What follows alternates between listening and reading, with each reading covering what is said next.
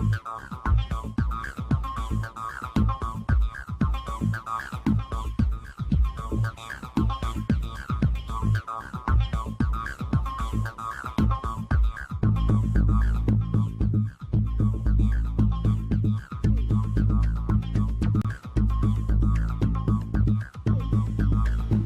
buenas amigos de Agenda Económica. A partir de ahora su programa La Costumbre acaba de empezar. Recuérdense que ya casi, prácticamente ya vamos para los 12 años o el 12 aniversario consecutivo, o sea, de lunes a viernes por este canal RNN de 9 a 10 de la noche, casi 12 años consecutivos. Gracias a ustedes, solamente gracias a ustedes y lógicamente a nuestros pocos anunciantes. Porque hay que ser humilde, ¿verdad, Enrique? Bueno, esa es la dificultad de los programas de televisión y de radio también. Sobre todo los programas de televisión especializados, no mediáticos. Efectivamente, no efectivamente. Pero mira, hay que felicitarlos porque es una hazaña, porque Sí. 5 días a la semana por 10 años, tú estás hablando de 23 programas al mes en promedio. Casi 12. Sí, tú estás hablando de casi 2.500 programas se han hecho. Bueno, como ya vieron, vamos a compartir esta noche con Henry Gebral, un economista de larga data, con muchísima experiencia, asesor, trabaja para muchísimas instituciones, entre ellos la Asociación de Empresas Industriales de Herrera y la provincia de Santo Domingo. Henry, yo quise traerte hoy para que hablemos de deuda. Hablemos de fiscalidad también si se quiere, pero básicamente el tema central que quiero que desarrollemos hoy es de deuda, porque increíblemente hasta el ministro de Economía dice que el país tiene problemas de deuda. Ni siquiera se lo quiso achacar a un gobierno, sino que en el país hay problemas de deuda. Aunque después él en sus declaraciones dijo que es que los cuartos no alcanzan. Eso es más o menos el resumen de lo que dijo el ministro de Economía, que a mí siempre me sigue sorprendiendo que él siendo ministro a veces coge el discurso de la oposición. Pero bueno, ese no es el tema. El tema es la deuda. El tema no es el ministro. Eso te muestra lo complejo, ¿no? del tema.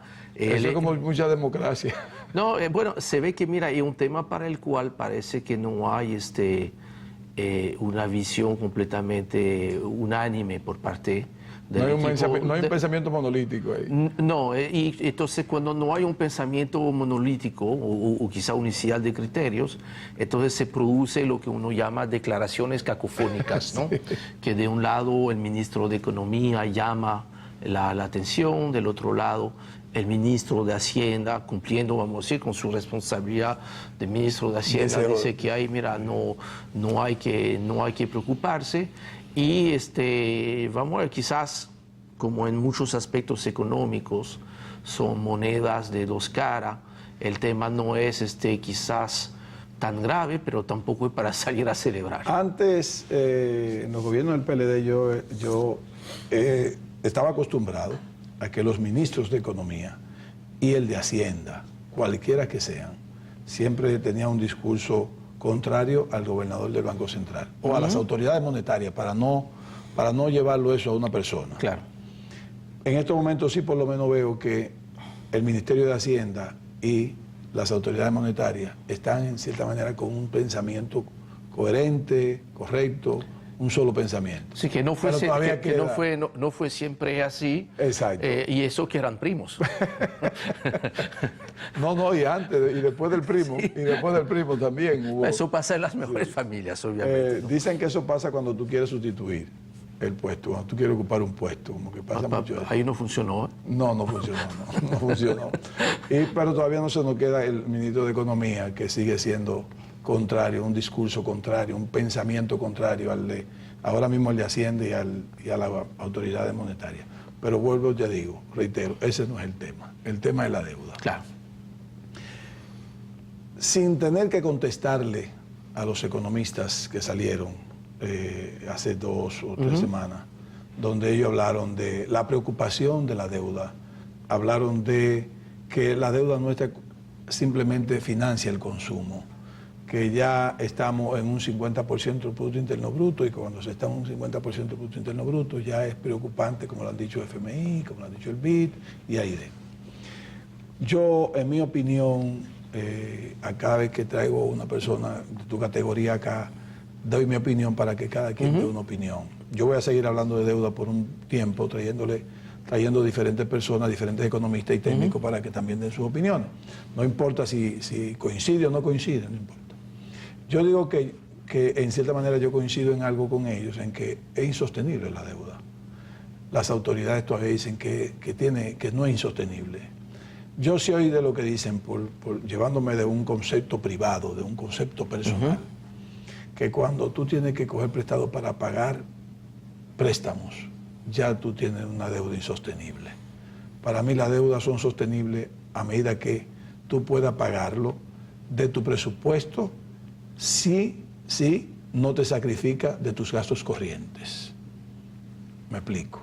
Si yo tengo un presupuesto personal, para llevarlo muy simple, yo tengo 100,000 pesos, recibo 100,000 pesos, en mi familia, en mi hogar reciben 100,000 pesos, y gastamos 70, yo tengo una capacidad de ahorro de 30. Yo puedo adelantar inversiones, cogiendo prestado, comprometiendo esos 30% que yo tengo capacidad de ahorrar. Correcto. Si en el momento en que yo coja tanto prestado como para que, en vez de esos 30 que me sobran, yo tengo que usar 40 o 50, ya va a haber un déficit de 20 o de 10 en lo que yo no voy a poder cubrir algo en mi casa o en mi hogar o en mi presupuesto personal.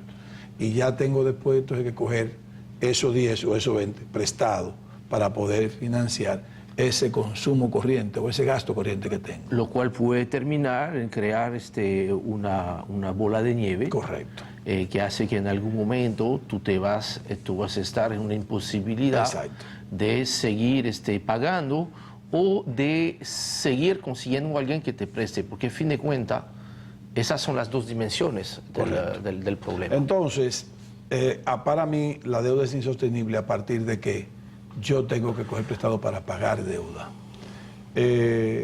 A mí la relación con el Producto Interno Bruto está bien, para fines de índices financieros, eso está bien, que se tome en cuenta.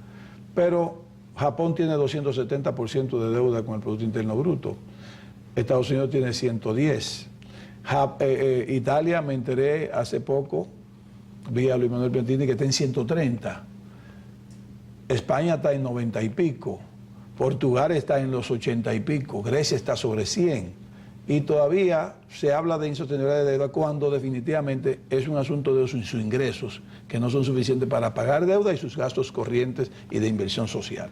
O sea, a partir de ahí, ¿cuál es el concepto que tiene Henry Ebrard de esa deuda que es insostenible para algunos, que es sostenible para otros y que hay un problema para mí de ingresos? Perfecto. Entonces, ¿cómo estamos llegando ahí? ¿Por qué un país como la República Dominicana, al igual que todos los países del mundo, a fin de cuentas, en algún momento recurre a la deuda? Puede haber esos dos casos. Uno que es el más sano, que corresponde a lo mismo que pasa en la casa de uno o en un país donde prevalece un criterio de equidad generacional, que es decir, mire, para construir obras cuyo efecto o impacto positivo lo van a seguir disfrutando las próximas generaciones, como puede ser una carretera, puede ser un puente bien construido, puede ser universidades, en fin, una serie de obras de capital, pues tiene más sentido financiarlo a través de la deuda, porque este costo se va a ir diluyendo o se va a ir amortizando durante el tiempo de vida de esta obra. Vamos a decir que eso es el mejor de los casos. No necesariamente la escuela que prevaleció durante mucho tiempo en la República Dominicana, porque en los tiempos del doctor Balaguer se hacían esas obras con ahorro propio.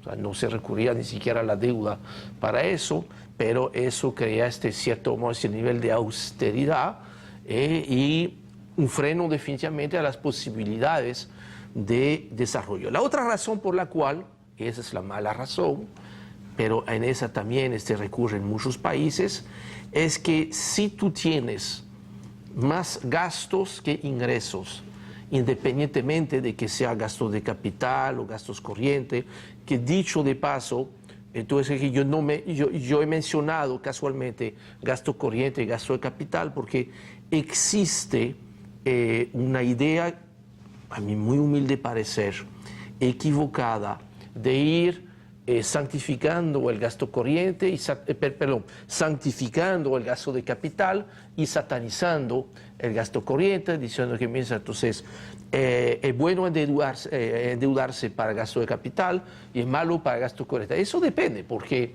fin de cuentas, yo creo que nadie estaría pensando que un gasto corriente como incrementar el salario a los maestros o a las enfermeras es un mal gasto corriente y probablemente... O a los policías. Para tomar esos ejemplos, que eso vamos a decir que es y este gasto de educación, que el salario de los maestros es un excelente gasto corriente, mientras un gasto de capital que es invertir en un puente que nueva vez cuando llueve se lo lleva el agua, este gasto de capital no es un gasto sano, ni probablemente tampoco a veces las sobrevaluaciones que hemos visto en algunas obras. Entonces, el concepto no es financiar gasto de capital con deuda, mientras el gasto corriente tiene que ser con ingresos corrientes, sino pensar de que efectivamente cuando tú sacas la diferencia entre los gastos y los ingresos, si tú tienes más gastos que ingresos, lo que se llama un déficit, lo mismo que en la casa de uno, entonces tú tienes que recurrir al financiamiento de este déficit. Y el financiamiento de este déficit se traduce en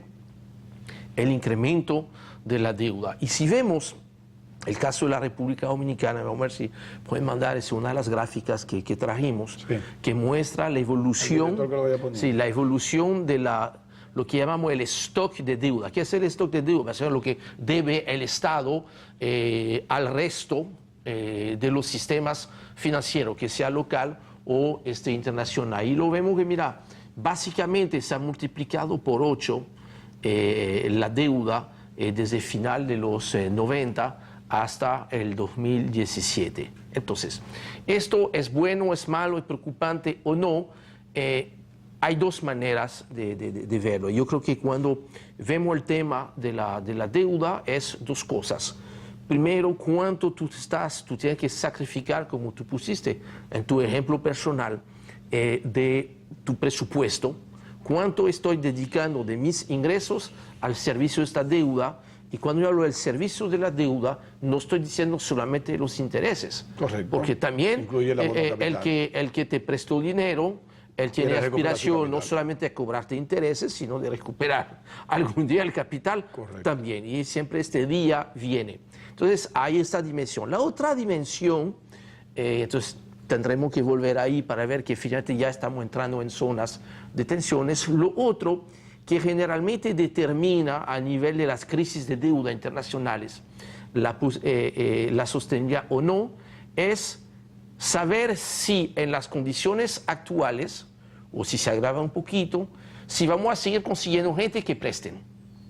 Porque efectivamente cada año tú te das cuenta que parte del servicio de la deuda es pagar intereses, pagar capital. Y para esto, efectivamente, usamos el endeudamiento para una parte pagar o refinanciar esta deuda y cubrir el déficit. Ejemplo, este año la República Dominicana tiene que buscar 3.500 millones de dólares para financiar el déficit y buscar para seguir ese financiamiento, cumplir con todos los compromisos. No quiere decir que la deuda total va a crecer en 3.500 millones de dólares, porque este año está previsto hacer una serie de reembolsos. Entonces, siempre y cuando tú consigues este año gente que entiende, mira, aquí no hay problema, le podemos prestar a la República Dominicana los 3.500 millones de dólares, la deuda, desde el punto de vista, es sostenible. O sea, que el tema de la sostenibilidad son dos vertientes. Hay una vertiente para la cual hasta el momento no ha habido problema para la República Dominicana y vamos a decir que en el corto o mediano plazo no habría problema. Porque hay una abundancia de dinero. Es atractivo prestarle a la República Dominicana porque la República Dominicana en los últimos 10 años ha sido excelente cumplidor. Ha pagado siempre. Ha pagado siempre. Y como hay cierto nivel de riesgo, aunque se esté pagando, quiere decir que la tasa de interés a la cual desde fuera se le presta a la República Dominicana es una tasa que supera con creces el rendimiento que tú puedes tener en invertir en un bono de un banco, un bono de una empresa. Entonces, la gente que tiene cierto apetito para el riesgo relativo, entiende que, mira, no hay problema en prestarle a la República Dominicana y yo no creo que a corto o mediano plazo eso caiga. De este lado, que probablemente sea el lado del cual lo mira correctamente el ministro de Hacienda, decir que, mira, de este lado no hay sostenibilidad porque siempre hemos conseguido y por los próximos años no vamos a tener problema en conseguir a alguien que acepte seguir prestando a la República Dominicana. Ahora, la otra parte, que es la primera, lo que hemos dicho, cuánto estamos dedicando del presupuesto de ingresos a atender la deuda, es quizás por ahí que el ministro de Economía, que analiza desde otra perspectiva, que recuerda que es el Ministerio de Economía, Planificación y Desarrollo, él tiene que ver, y yo creo que por ahí que dice, mira, cuidado, que ya estamos quizás entrando en una zona de intolerancia, es el hecho de que efectivamente, vamos a ver si nos pueden poner la otra gráfica, que nos muestra cuál es el porcentaje de los ingresos del presupuesto del Estado se tienen que dedicar al servicio de la deuda. Y ahí que vemos, y ahí tratamos de ser sencillos. Ahora mismo estamos en 22% solamente de intereses y un 8% del capital. Entonces, está por un 30%. Mira, estamos estamos bien por encima del 30%, porque hay también esta deuda de los proveedores que acumulamos cada año, que por ejemplo en el presupuesto 2017 son 26.000 millones de pesos, está el tema de la transferencia al Banco Central, que son otros 25.000 millones de pesos. Todo eso hace que en el presupuesto del 2017 se prevé dedicar 196.000 millones de pesos al servicio de la deuda. De los ingresos estamos hablando de un 37%. Entonces. Estamos hablando exactamente un 37% cuando tú ves con la gráfica que hasta el 2009, que es cuando estalla la crisis financiera mundial, estábamos por debajo de lo que se llama el umbral recomendado del 30%. Sí. Interesante que es el mismo 30% del cual tú hablaste en tu caso personal. Eso quiere decir que hoy en día, antes de empezar el año, el Estado que recauda 100... Sí, pero te interrumpo.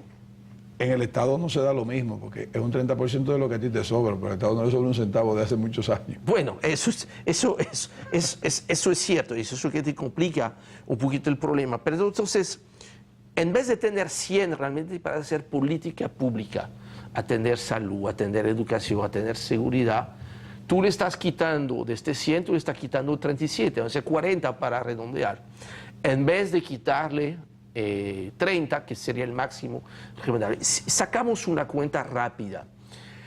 Lograr volver a este nivel de un 30%, cosa que pudiese tomar entre 3 y 5 años, entre una combinación de varios factores, crecimiento de los ingresos, quizá un poquito más de inflación, lograr sustituir deudas de corto plazo por deuda de más largo plazo, sustituir deudas un poquito más cara con deuda un poquito más barata, vender quizás algunos activos para bajar la deuda, tú lograrías liberar para el Estado, hacer más política pública, 40.000 millones de pesos. Para que nos demos una idea de lo que son 40.000 millones de pesos, 40.000 millones de pesos es casi lo que el Estado recauda en un año completo para el impuesto a los combustibles, que son 45.000 millones. Es el equivalente a casi 3 años de las recaudaciones que se consiguen de la mina de oro de Pueblo Viejo. Yo quiero que tú mantengas ese tema. Y eso es muy importante. Sí, eso es muy importante. Vamos a comenzar repitiendo ese dato del combustible y de ese gasto. Manténganse con nosotros, señores. No se vayan.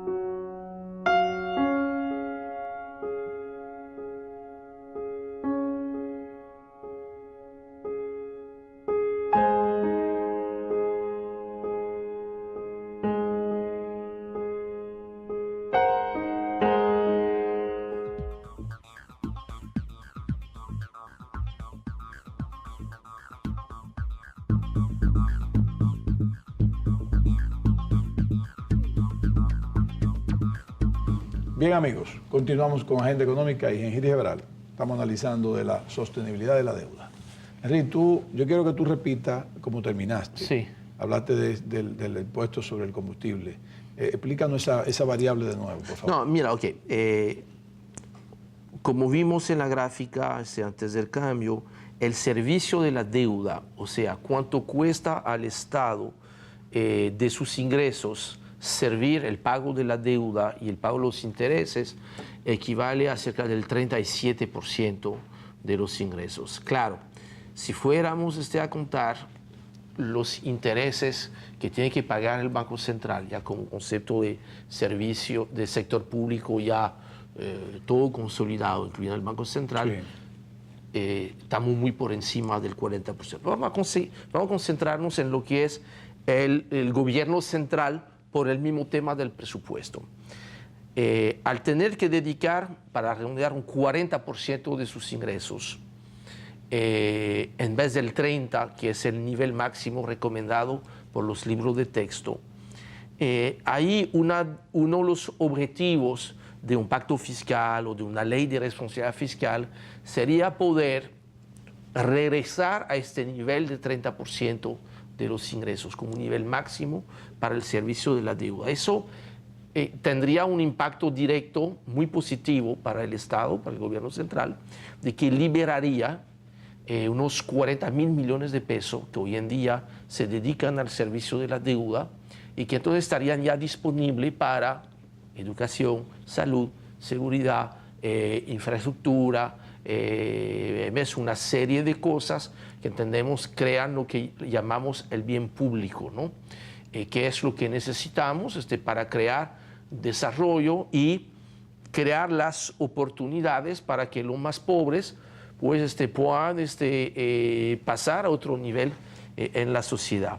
40.000 millones de pesos, eso equivale casi a lo que recauda anualmente por concepto de impuesto a los combustibles el Estado. El Estado el año pasado recaudó cerca de 45.000 millones de pesos y para que tengan una idea, el impuesto sobre la renta a las personas físicas apenas recauda 25.000 millones de pesos y la mayoría de los ministerios, con la excepción de los ministerios donde hay mucha nómina por razones obvias, el Ministerio de Salud, Ministerio de Educación, Interior, Policía, Fuerzas Armadas, vamos a decir, los demás ministerios tienen presupuesto que andan entre 1.000 millones de pesos y 4.000 millones de pesos.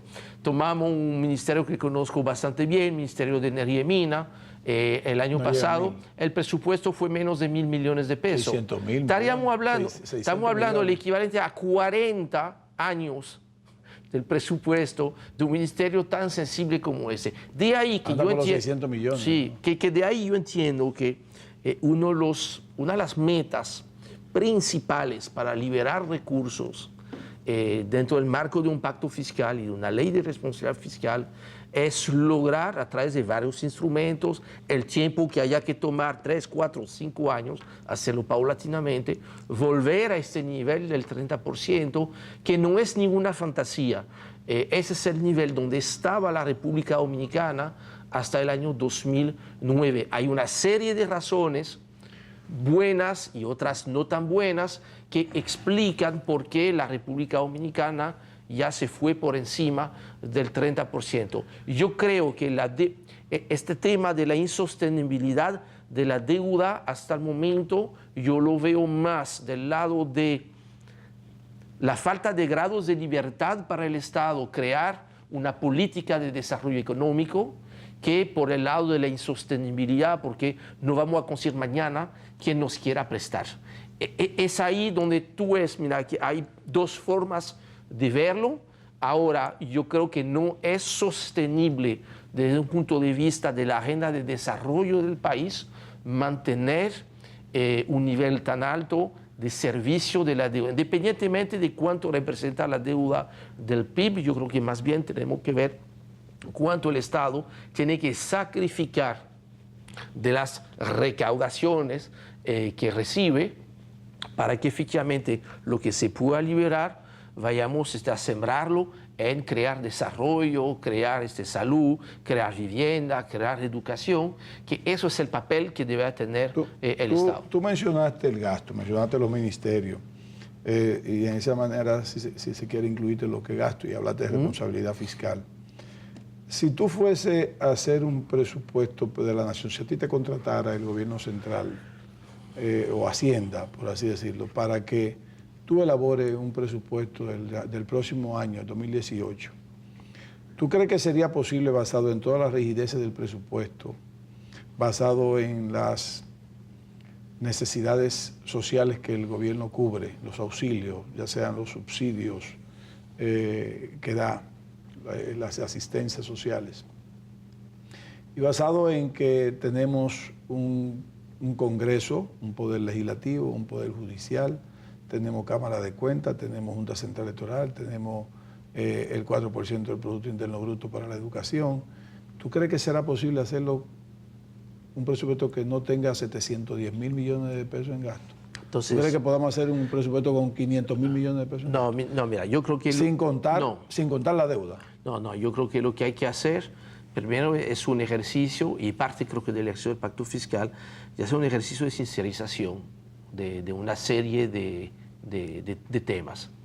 Primero, tú sabes que dentro de lo que llamamos la inflexibilidad del presupuesto, es el hecho de que hay 50 leyes, o sea, hay un inventario que existe que especializan X% de tal o tal ingreso para crear el presupuesto de tal o tal institución. Es tan insostenible esto de que cada año la misma ley de presupuesto de cada año dice que eso no se puede. Entonces, como no se puede, entonces hay dos artículos. Uno que te dice, mira, para cumplir, como si fuéramos a cumplir con todas esas leyes, habría que otorgar tanto a los ayuntamientos, tanto a la UAS, tanto a tal programa, tanto a tal... Y nos damos cuenta de cuando tú sumas todo esto, eso no tiene absolutamente sentido, es imposible cumplir. Por eso entonces hay otro artículo que dice que en virtud de lo siguiente, pues solamente se va a dedicar a tal institución esto y esto. ¿Qué te quiere decir eso? Que yo creo que parte de la sincerización es reconocer que todas estas leyes en las cuales se ha planteado especializar un porcentaje de los ingresos para tal fin, eso ya se acabó. Eso no, mira, eso ya, eso hay que limpiarlo, hay que borrar este casete. Probablemente cada vez que se ha creado esto, no necesariamente había, vamos a decir, malas intenciones. Inclusive en muchos casos era pensando, mira, que para poder crear tal programa, frente a este programa hay que asegurar que exista el financiamiento. Lo que pasa es que entonces las cosas van siguiendo, y un ejemplo es el caso del impuesto a los combustibles. El impuesto a los combustibles se había concebido, entre otras cosas, básicamente para asegurar de que se pueda pagar la deuda. Algo fue una dirección y lo otro, que se hizo la deuda, se disparó tanto que obviamente ya este impuesto no es suficiente para cubrir esto. Entonces, habría que sincerar primero eso. Dos, después habría que hacer, dentro de un ejercicio de proyección a 3 o 5 años, cuál debe ser la estructura del Estado. Hay que hacer un ejercicio de reingeniería y ahí especialmente yo creo que hay dos medidas de eficiencias que se puedan tener. Uno, evitar las duplicaciones que existen, no de duplicaciones, multiplicidad de agencias o departamentos que en un ministerio, en otro ministerio o en una institución autónoma están atendiendo supuestamente las mismas necesidades. Eso tiene actualmente el problema siguiente, que entonces, como no hay suficiente presupuesto y que tú tienes que dividir este presupuesto en varias agencias, ninguna de estas agencias tiene suficiente presupuesto para atender esas necesidades. Como además esas instituciones están completamente divorciadas, nadie dispara en la misma dirección, aunque tengamos una estrategia nacional de desarrollo. Ejemplo de esto es el tema del comercio exterior. Creo que deberíamos de hacernos esta pregunta.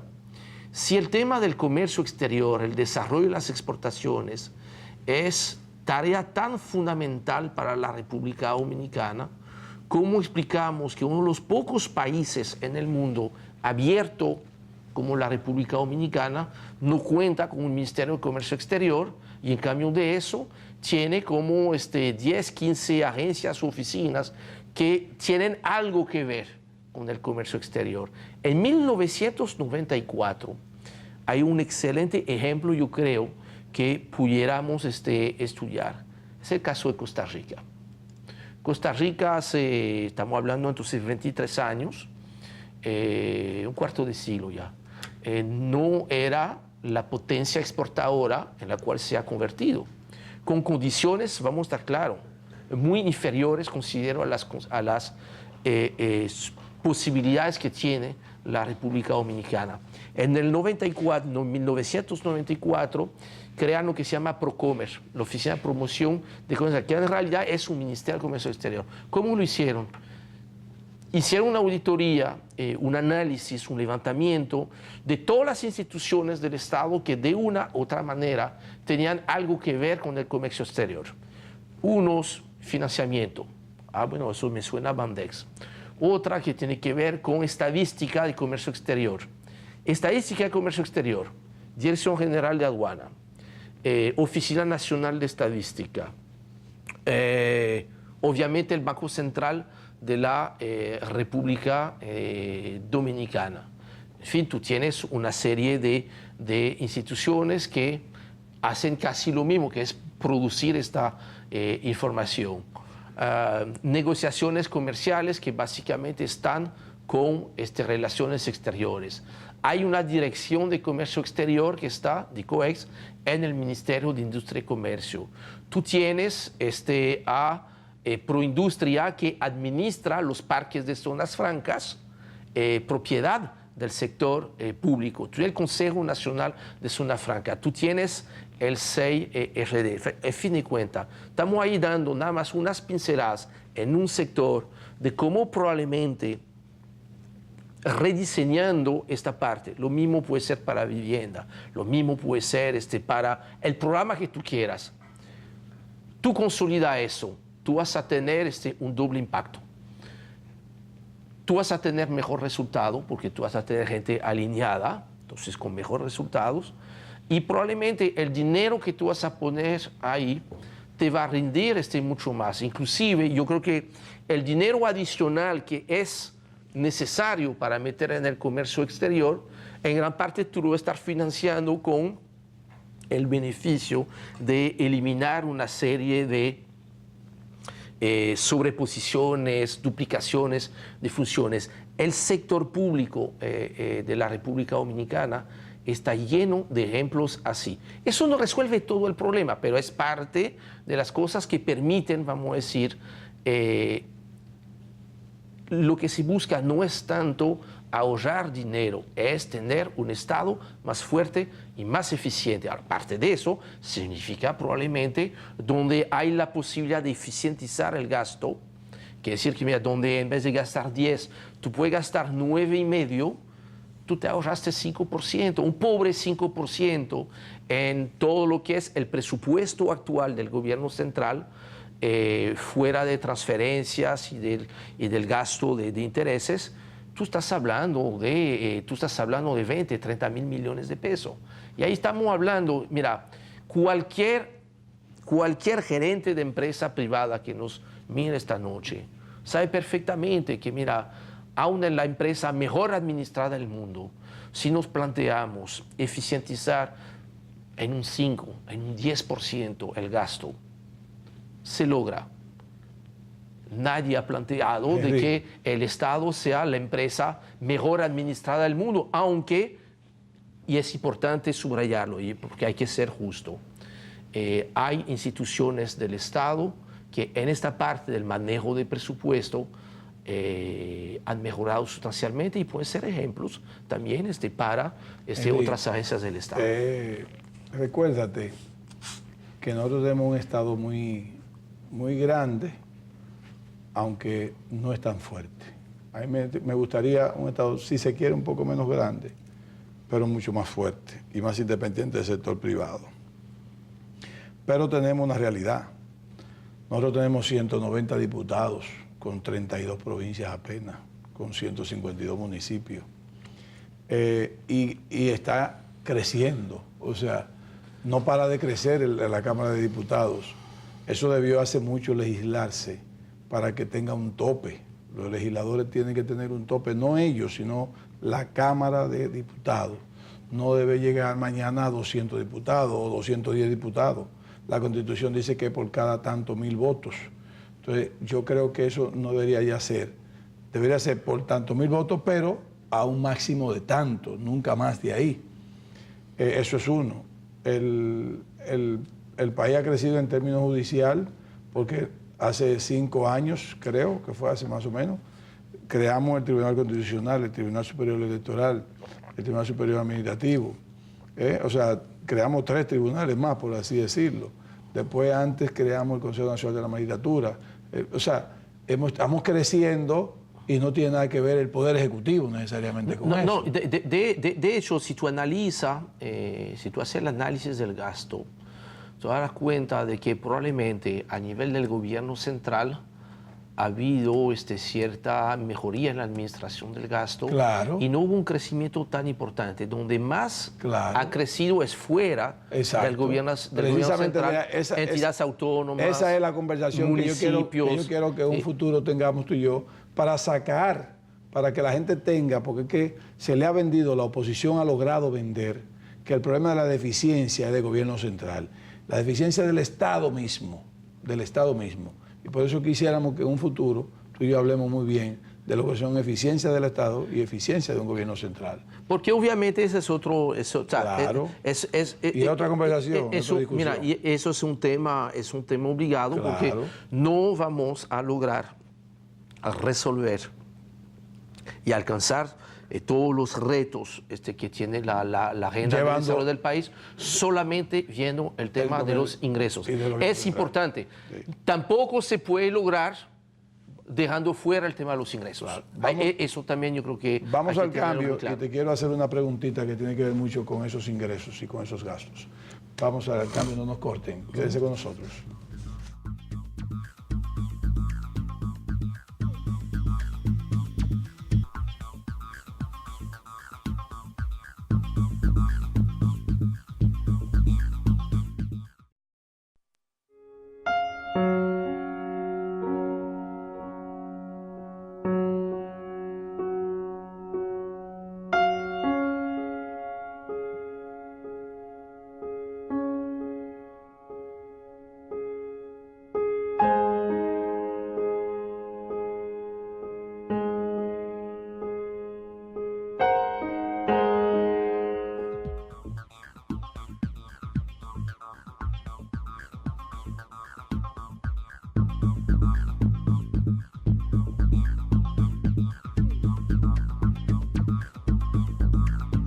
Bien, continuamos con Henry Gebral. Henry, dentro de todo este análisis, todo este ejercicio que hacen diferentes instituciones, diferentes personas, diferentes profesionales, técnicos, economistas, analistas económicos, periodistas, tocan el tema del gasto tributario y exención fiscal. Sí. Y lo llevan entre 6.6 unos, 7% otros del Producto Interno Bruto. Si nosotros hacemos ese cálculo rápido de un 6.6, vamos a ponerlo así, nosotros entonces estamos hablando de unos, si no me equivoco, de 180.000 millones de pesos. Son más, 200. O algo mira, más, ¿no? El presupuesto 205, de 235.000 millones de pesos. Entre gasto y exención tributaria. El gasto, lo que llama el presupuesto gasto tributario. Exacto. Pero hay que diferenciarlo, exención fiscal y gasto tributario. Sí. Ahora, dentro del gasto tributario, que anda por el 3 puntos y pico de ese 6 y algo, o casi 4, estamos con que el ITEVIS no cobrado a productos no, o sea, los productos no grabados, anda del 42%. Que de hecho, si tú me permites, vamos a pedir al director que nos ponga, hay una serie de 3 gráficas, vamos a poner la primera que nos muestra del gasto tributario, que cuánto reciben los hogares, que cuánto corresponde porque la gente no lo percibe porque no se cobra. Claro, pero... como no se graba ese producto que compra, la gente no sabe. Y la gente está muy contenta de no sentirlo. Pero también te digo algo, eso es un desfase, decir, eso es un gasto tributario porque es un producto que yo no cobro. Oye, no lo calculo. Ahora, obviamente, mira, no. La presión tributaria es. Que era debe ser 5, 6, 7, las últimas 3. Que siga. Vamos a ir ahí de las últimas 3, debe ser la número 5. Sí. Entonces, que volvemos entonces al tema del ITEVIS. Es ahí toda la dificultad. Lo peor que podamos hacer en diseñar algo es... Exactamente. Ahí ustedes ven claramente a la izquierda es del gasto tributario presupuestado para el año 2017, que cuánto reciben los hogares. Ajá. ¿Qué quiere decir esto? Y que hay para que nadie se pierda. Cuando escuchamos gente quizás bien intencionada, debe estar muy mal informada. Ahora, también hay gente bien informada que por ende son mal intencionados. Sí, mediático. Decir que ese gasto tributario lo reciben no empresas, sino empresarios, pues eso es falso de toda falsedad, es lo que nos muestra esta gráfica. Si fuéramos a quitar el gasto tributario así de un solo plumazo, tendríamos combustible más caro. Tendríamos que vender unos combustibles más caros, tenemos que poner ITEVIS, o sea, el primero que lo estaría pagando es el que menos queremos que lo pague. Por eso, este tema del gasto tributario hay que verlo con mucho cuidado. Exacto. Y un poquito más complejo. Ahora bien, como estamos hablando de mucho dinero, aún dentro de lo que reciben los hogares, ahí reciben los hogares de Boquechivo, Quintil 1, o del señor de la oligarquía, que es Quintil 5. Ahí todo el mundo lo recibe. El mejor caso es ver lo que pasa cuando ustedes van al supermercado. Y hagan este ejercicio. Cuando este fin de semana van a hacer supermercado, el arroz no se graba. Van a ver del ticket que están pagando, que cuánto realmente están pagando un ITEVIS. Y ustedes se van a dar cuenta de, mira, si vas a hacer una compra normal, la carne no paga ITEVIS. Entre un 4 y un 6% es la tasa de ITEVIS que se quiere pagar. ¿Por qué está pasando eso? Porque estamos haciendo algo mal, algo equivocado. Buscando proteger, que es muy noble, eso me parece correcto, para proteger a lo más pobre, lo peor que se puede hacer es darle incentivos, exoneraciones a los más ricos. Sí, porque eso es generalizado. A veces no querer cobrar un impuesto al pobre en realidad termina siendo no cobrar el impuesto al más rico, que es el que menos necesita que no se le cobre el impuesto. Y hoy en día existen ya suficientes mecanismos para que si algún impuesto se cobra de manera general a todo el mundo, que siempre va a terminar afectando más. Se pueda beneficiar con bonos o con subsidios a la clase más pobre. Y con beneficio de un gasto público que va a llegar más a esta persona que al más rico del país. Salud pública, mejor que nuevamente, como lo puntualizó muy bien Pavel Isa en este escrito en el Caribe, la idea es que los impuestos su virtud única debe ser recaudar, que nos guste o no, es otro En debate. cuanto a la excepción al turismo, que han criticado Ahora, eso, critican. Ok, entonces, si volvemos a poner la gráfica, vamos a darnos cuenta que hay un capítulo de leyes, o pongan la gráfica siguiente. La gráfica siguiente nos muestra el desglose del gasto tributario que se otorga a través de leyes de Esa es la torre. incentivos, exactamente. Leyes de incentivos. Usted ve que casi el 40% de este gasto tributario de leyes de incentivos va al sector zona franca. Ese es el pedazo más grande. Es el que está a la derecha, que es casi un 40%, ¿no? Mucho dinero. Entonces, ahora, tengo que pensar, ¿una ley de incentivo es buena o es mala? Todo depende en qué momento y para qué resultado. Nuevamente, un incentivo, Habrá que ver cuánto empleo genera la por zona eso, mira, franca. un incentivo tiene que tener, un buen incentivo tiene tres características. Empleo de salario miserable. Mira, un buen incentivo tiene tres características indispensables. Uno, tiene que ser muy bien focalizado.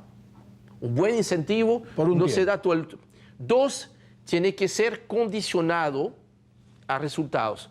Voy a incentivar una actividad para que se cree esta actividad porque hoy en día no existen las condiciones y entonces yo voy a medir este incentivo en función de empleos creados, Beneficios exportaciones, generación de divisas, beneficios sociales, construcción de infraestructura, qué sé yo. Y el tercero que tú mencionaste, de que tiene que ser, no puede ser para la eternidad, no puede ser permanente. De hecho, el incentivo perfecto es el que ha sido tan bueno que cuando yo lo quite no pase nada.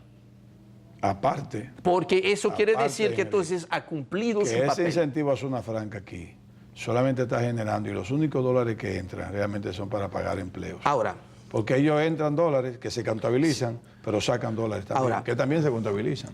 hay que tener cuidado con el tema de... No hay que satanizar nada. No, con el tema de zona franca, porque mira, hay dos espejos en los cuales recomendamos que la República Dominicana no le eche un vistazo. Esos espejos. Una mirada. Esos espejos. Uno, Vamos a dejar se, para el uno, próximo sí, programa, uno se llama Henry. Puerto Rico y el otro es Guatemala. Sí, pero no le cojamos tanto miedo No. a eso. Eso hay que hacer un plan. Hay que hacer un plan. Pero por eso, nuevamente, el gasto tributario no es con un plumazo Exactamente. olímpico que Es un se va a plan. resolver. Hay que tener mucho cuidado. Es un plan porque al final la zona franca te dan 160,000 y pico de empleos, que tengo entendido. Pero son, primero, la mayoría de sueldos miserables. Apenas gana el precio. Hay sueldos todavía de 6,000 pesos en zona franca. Por Dios, eso no sirve. Y además, los únicos dólares que realmente entran son para pagar la nómina, porque ni siquiera en cadena de abastecimiento. De que ahí hay un reto, está de hay una beneficio. serie de retos No es lo importantes. mismo que el turismo. Pero que por eso, turismo que deja mucho más por eso que el tema de las leyes de incentivos, al Hay igual que- que hay el que resto del gasto analizar, tributario, hay que analizarlo con Entonces, mucho en un próximo cuidado. programa lo analizamos mejor tú y yo. Gracias por estar con el programa Agenda Económica. Gracias a ustedes, amigos televidentes, por estar con nosotros. Que Dios los bendiga. Hasta la próxima.